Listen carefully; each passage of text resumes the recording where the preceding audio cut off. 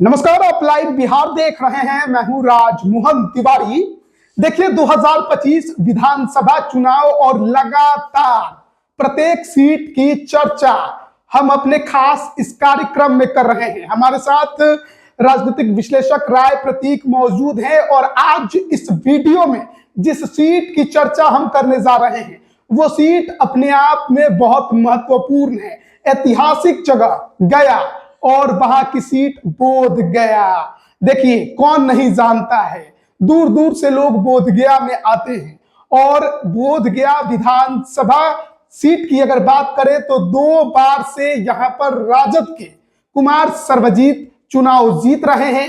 इस बार 2024 में लोकसभा का भी चुनाव जीतन राम मांझी के सामने लड़ गए। चुनाव जरूर हार गए, लेकिन कहीं ना कहीं अपनी ताकत दिखाने की जो उनका प्रयास था उसमें वो कामयाब रहे। तो ऐसे में 2025 के चुनाव में भी इस सीट को लेकर बातचीत जरूरी हो जाती है कि आखिरकार एनडीए की तरफ से वो पहलवान कौन होगा जो कुमार सर्वजीत को पटकानी दे दे। तो कैसे देखते हैं बोधगया सीट को? नमस्कार तिवारी जी, हम आपको बता देना चाहेंगे बोधगया पर्यटन नगरी, बिहार की सबसे बड़ी पर्यटन नगरी, जहां से विदेशों से जो है पर्यटक आते हैं। बोधगया गया जिला खुद में एक आध्यात्मिक जिला है गया। तो गया जो है, और बोधगया क्यों फेमस है? बोधगया के प्रसिद्धि का बहुत कारण है। अभी तो बोधगया काफी डेवलप भी कर गया है। IIM Bodhgaya, Indian institute of management Bodhgaya में, इंटरनेशनल एयरपोर्ट बोधगया में, अभी बोधगया में महाबोधि मंदिर का कॉरिडोर का घोषणा हुआ है बजट में। तो बोधगया आजकल ज्यादा सुर्खियों में है। और नीतीश कुमार का ड्रीम प्रोजेक्ट भी बोधगया में है, राजगीर से बोधगया मोनोरेल प्रोजेक्ट। राजगीर और बोधगया को कनेक्ट करने के लिए नीतीश कुमार का बहुत ही बड़ा ड्रीम प्रोजेक्ट रहा है। और भी बहुत कुछ रहा है नीतीश कुमार जी के लिए, अभी तक उस पर कोई ठोस कदम नहीं उठाया, लेकिन बोधगया हमेशा सुर्खियों में रहा है। ऐतिहासिक दृष्टिकोण से महाबोधि मंदिर, बौद्ध धर्म कहा, हिंदू मानते हैं कि विष्णु के 9वें अवतार थे बुद्ध, उनको ज्ञान वहीं पे प्राप्त हुआ था। महाबोधि मंदिर बोधि वृक्ष के नीचे कितना फेमस है। बौद्ध धर्म के अनुयायी विश्व में है, हर यहाँ पे आते हैं, बोधगया आते हैं। इससे देश का, सरकार का, राज्य का, सबका जो है रेवेन्यू बढ़ता है। बोधगया के जो लोग हैं उस पर्यटन के कारोबार पे ही उनका डिपेंडेंसी है। सारे लोगों का कुछ किसी ना किसी माध्यम से वो उस पर निर्भर करते हैं।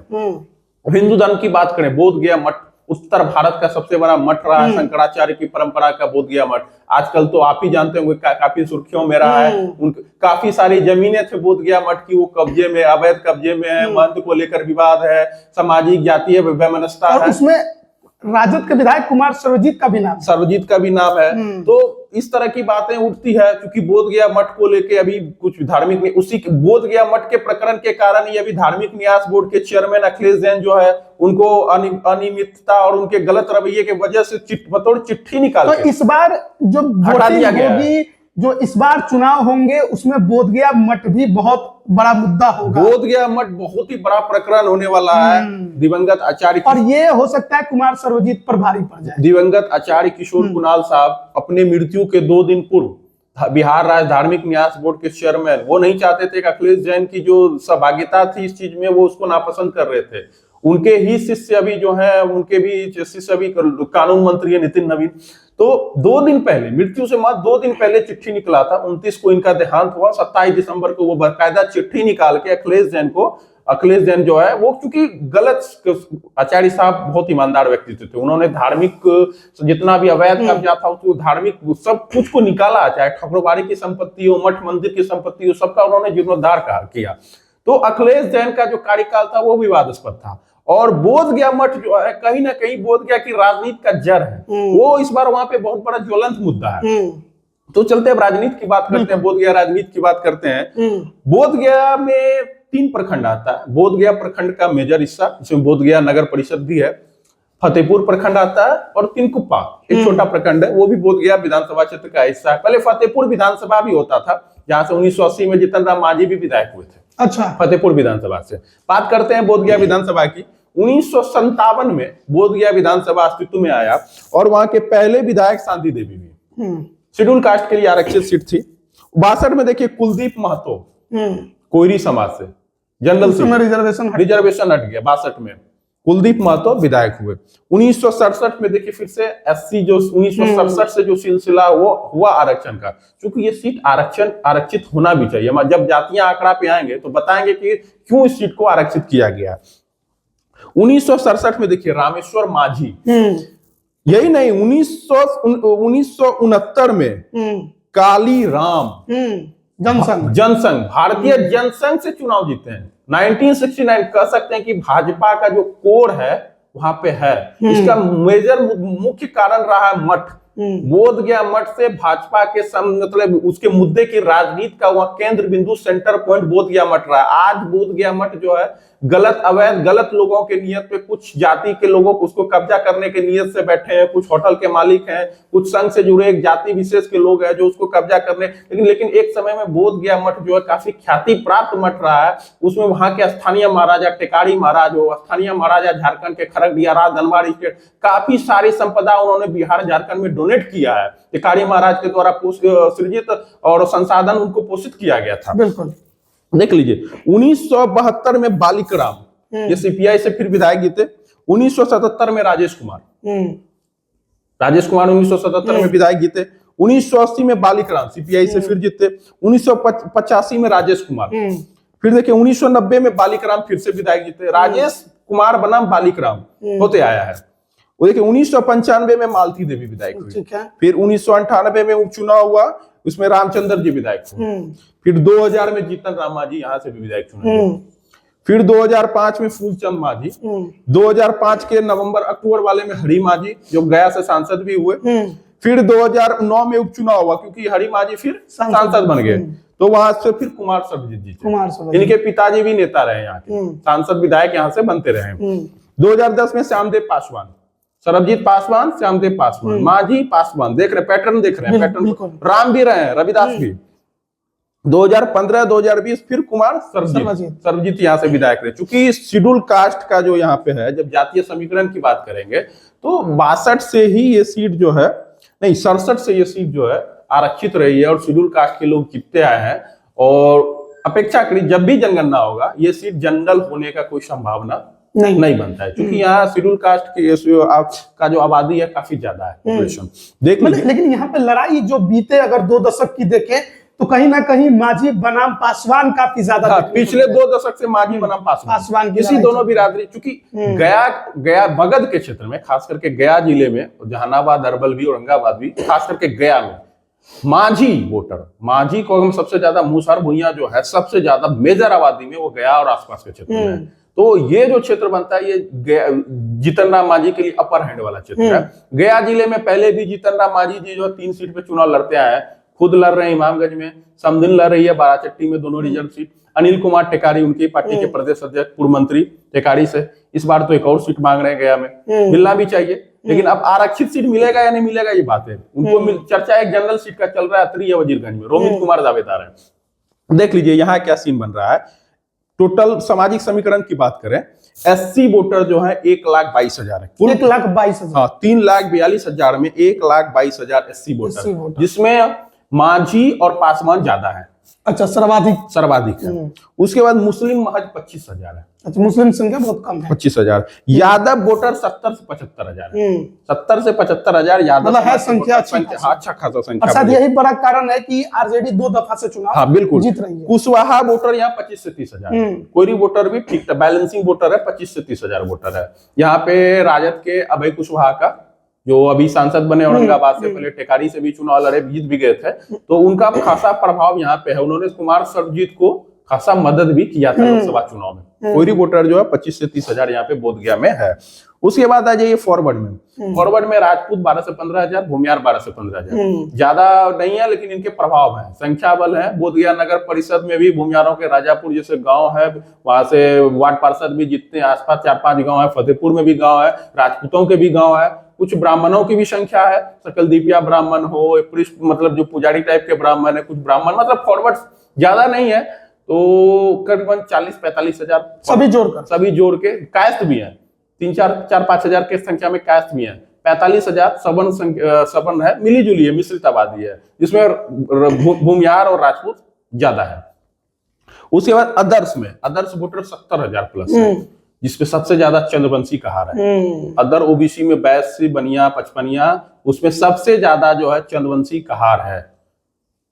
अति पिछड़ी जाति जो अब बाकी जो 70,000 वोटर है उसमें सबसे ज्यादा चंद्रवंशी कहार है। ये फैक्टर जो है नोट करने वाला है, क्योंकि बोध गया का जो नगर परिषद का जो इलाका है उसमें चंद्रवंशी कहार के वोटर है।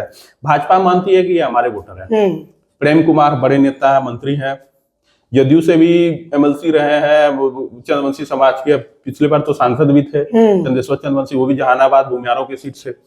तो सब मानते हैं चंद्रवंशी समाज एनडीए का वोटर है। लेकिन शहर का जो चंद्रवंशी समाज है, मैं गौर कर रहा हूँ विधानसभा चुनाव से लेकर लोकसभा चुनाव तक, ये आरजेडी के कुमार सर्वजीत के साथ फुल्ली जाते हैं। अच्छा, बोध गया में ये गौर करने वाली है चंद्रवंशी समाज को लेकर, कहार समाज को लेकर।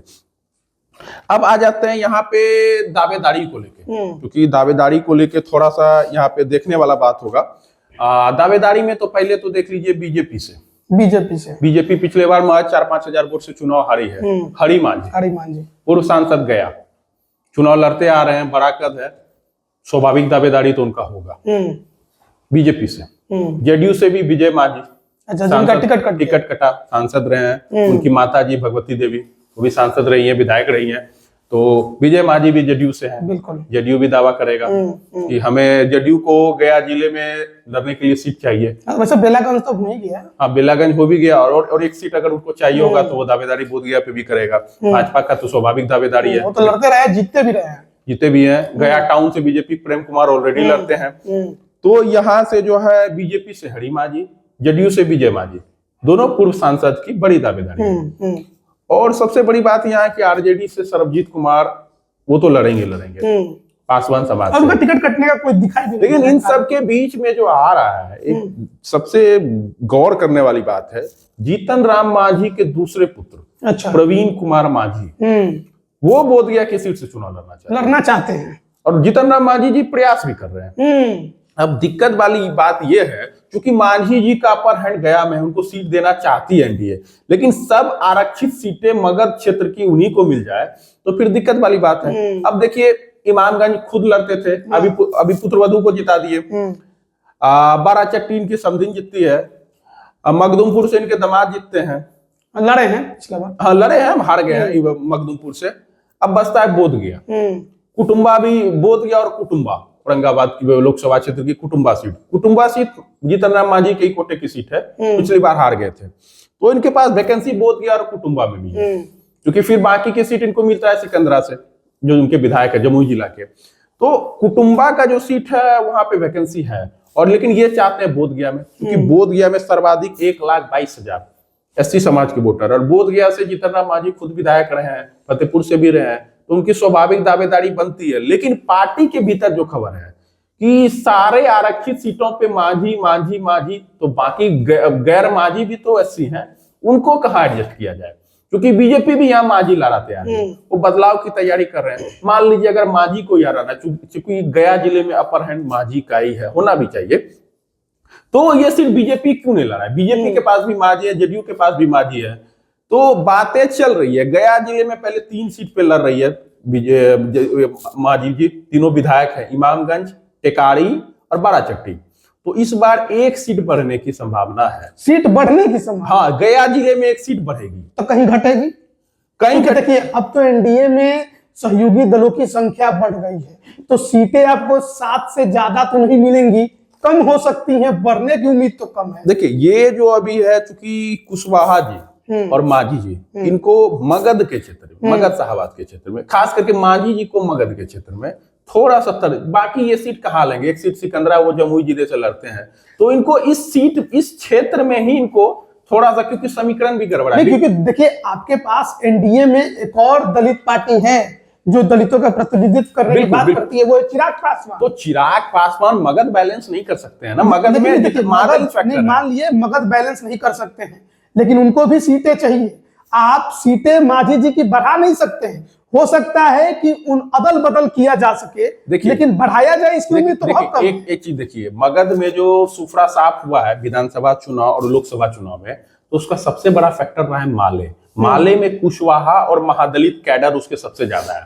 तो इसी को काट के लिए एनडीए उपेंद्र कुशवाहा और जीतन राम मांझी को मगध के क्षेत्र में, मगध शाहबाद के क्षेत्र में फ्रंट पे लाई है। इनको कुछ सीटें दी जा सकती है। पिछले बार 7 सीटें रही थी, हो सकता है इस बार 7 ही रहे, या 8 हो जाए या 10 हो जाए, लेकिन इनको 10 के ऊपर सीट नहीं जाने वाला है। 7 जो भी सीटें मिलेंगी इसी क्षेत्र में इनको। मांझी जी को 10 सीटें मिलेंगी, इसकी आपको उम्मीद है कि 7 सीटें जो पिछली बार मिली, 3 सीटें मांझी जी की बढ़ाई जाएंगी? ये तो घटने की बात है, बढ़ने के अगर बढ़ाना होगा तो फिर जेडीयू और बीजेपी को बड़ी कुर्बानी देनी होगी। नहीं, क्योंकि देखिए आपको लोजपा को लगभग 25 से 30 सीटें देनी है। लोजपा को सीटें देनी है, आपकी बात को मान सकते हैं तिवारी जी, लेकिन आपको क्या बोले, मगध के क्षेत्र में मांझी जी को अपर हैंड देना होगा। उनको गया के जिले में 1 सीट बढ़ाने की बात चल रही है, और कहीं सीट मिले न मिले गया जिले में 1 सीट बढ़ाने की बात चल रही है। इसमें मांझी जी का दावा बोधगया से अपने पुत्र के लिए है। दूसरा दावा अतरी से, वजीरगंज तो सिटिंग भाजपा की सीट है, मिलेगी नहीं, अतरी से दावा है। तो बोधगया या अतरी में कोई 1 सीट इनको मिलेगा, इसकी चर्चा जोरों पे है। हो सकता है नहीं भी मिले, लेकिन मांझी जी की दावेदारी काफी मजबूत है। और उनको गया जिले में सीट नहीं दी जाएगी तो और कहां सीट मिलेगा उनको, और तो कहीं से उनको चुनाव लड़ने का मौका नहीं दिया जाता। मतलब बीजेपी अपना कुर्बानी देने की तैयारी, एक 2 सीट छोटी पार्टी के लिए, क्योंकि जीतन राम मांझी को बीजेपी फ्रंट पे खेल रही है मगध के क्षेत्र में। केंद्रीय मंत्री भी बनाया है जीतन राम मांझी को, देख सकते हैं, उनके बेटे भी एमएलसी हैं, मंत्री है बिहार सरकार में। तो जीतन और मांझी वोटर को तोड़ना, महादलित कैडर को समेटना बहुत जरूरी है, क्योंकि मगध क्षेत्र में एनडीए को बहुत नुकसान हो रहा है, खास करके कुशवाहा और महादलित, उसमें भी मेजर महादलित। कुशवाहा तो नीतीश जी और कुशवाहा जी साथ आ गए हैं, उपेंद्र कुशवाहा तो वो मैंने हो जाएगा। जीतन राम मांझी पे उनको और जो है इनिशिएट करने का जरूरत है, क्योंकि सबसे ज्यादा नुकसान जो होता है ये लाल झंडा जो वामपंथी वाले हैं, वाम बंदल है, उनके मैक्सिमम कैडर, उनके 70% कैडर यही है, महादलित ही। जीतन राम मांझी के ही कास्ट के वोटर हैं। तो इनको ब्रेक करने के लिए एक बहुत बड़ा काम मतलब जो चल रहा है, जीतन राम मांझी के कंधे पे बहुत बड़ी जिम्मेदारी, वो उनको विकास का कार्य दिखाया जा रहा है। उनके बिरादरी के लोग डेवलपमेंट के क्षेत्र में इन्वॉल्व होंगे, तो हो सकता है जो क्षेत्र से जिस बकावे में वो गए हैं, लाल झंडा ढोते हैं,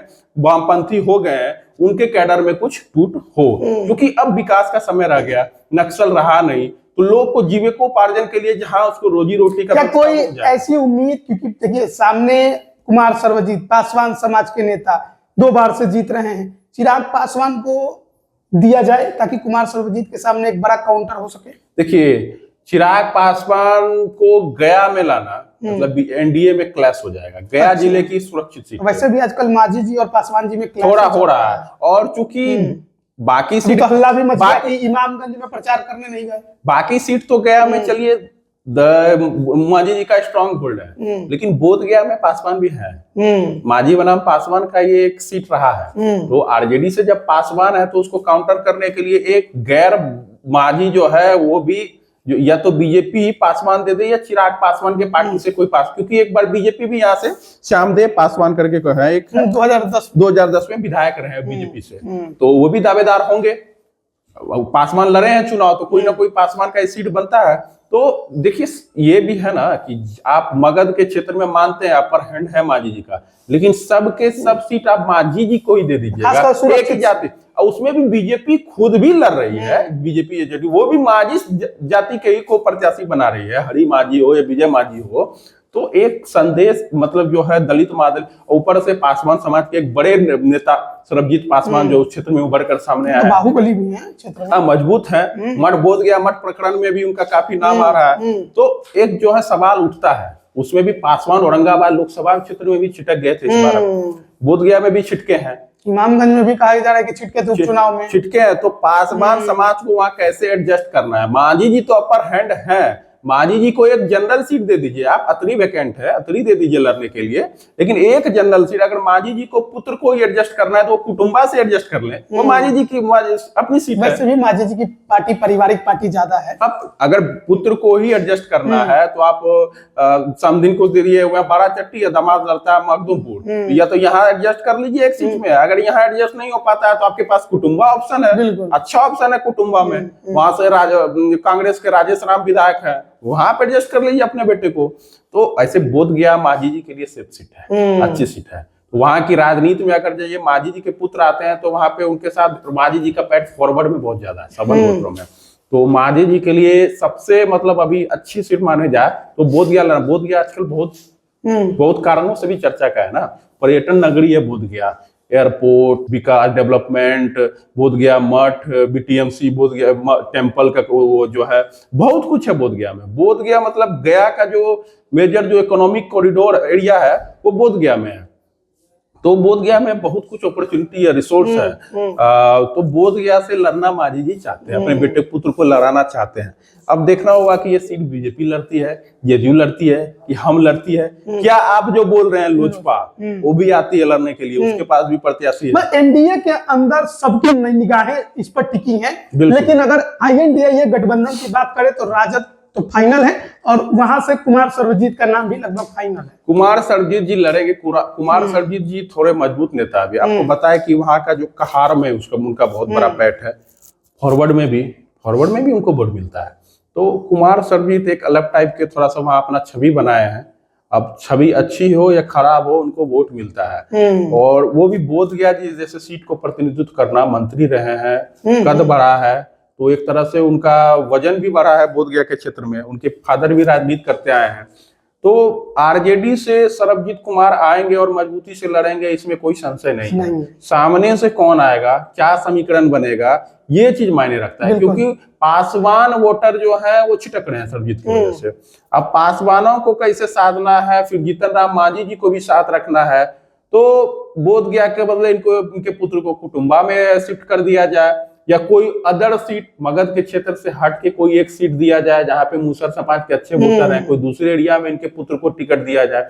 गया में इनको एक जनरल टिकट तो इनको देना है, पुत्र को दे या किसी और को दे, नहीं, ये इनका पुत्र मोह है। दूसरे पुत्र को भी ये चुनाव लड़ाना, सबको तो लड़ा ही दिए हैं, बस एक पुत्र है उसे भी लड़ाई। हाँ, तो उनको लड़ाना है चुनाव, क्योंकि अपना इनका पारिवारिक मामला भी है, तो उनको कहीं ना कहीं एडजस्ट करना है। कहाँ से करना है। आपको यकीन है कि इस बार उनके बेटे जो है प्रवीण कुमार नाम है, शायद जो राजनीति में उतर ही जाएंगे, राजनीति में उतर जाएंगे, इसमें कोई संशय नहीं है। मांझी जी अपने जीते जी अपने छोटे पुत्र को भी, छोटे या बड़े हैं मतलब 2 पुत्र हैं, इनको वो एडजस्ट करके ही जाएंगे, चाहे जहां से करें एडजस्ट। बिल्कुल। और उसके बाद मांझी जी के पास तो लोकसभा भी तो है। बिल्कुल। मांझी जी जब रिक्त होंगे तो उनके पुत्र लड़ेंगे, कोई ना कोई तो उनका जगह लेगा। तो खैर अभी मांझी जी हैं, ऐसा बोलना तो नहीं है। अभी मांझी जी बड़े नेता है, कैबिनेट में मंत्री हैं, बीजेपी से संबंध अच्छे हैं, तो हमको लगता है कि उनको पुत्र को एडजस्ट करने के लिए सीट मिल जाएगा। और गया जिले में एक सीट उनका बढ़ भी जाएगा हो सब, लेकिन ये बढ़ेगा, ज्यादातर उम्मीद है जनरल सीट, अतरी की सीट हमको लगता है इनको मिलने का ज्यादा संभावना है। अतरी भी फंसा हुआ है, अभी कह नहीं सकते हैं पेंच क्या होता है, लेकिन गया जिले में मांझी जी अपर हैंड में रहेंगे। चलिए, बहुत बहुत धन्यवाद आपका। हम लोग बातचीत कर रहे थे बोध गया विधानसभा सीट की, जो कि SC के लिए सुरक्षित सीट है, और इस सीट पर NDA में दावेदारों की कमी नहीं है। अब देखना होगा कि कुमार सर्वजीत के सामने आखिरकार NDA से वो कौन सा चेहरा मैदान में उतरता है, जो 2 बार से लगातार जीत रहे आरजेडी कैंडिडेट को इस चुनावी जंग में पस्त कर पाएगा। आप बने रहिएगा हमारे साथ। आप सभी का बहुत बहुत धन्यवाद।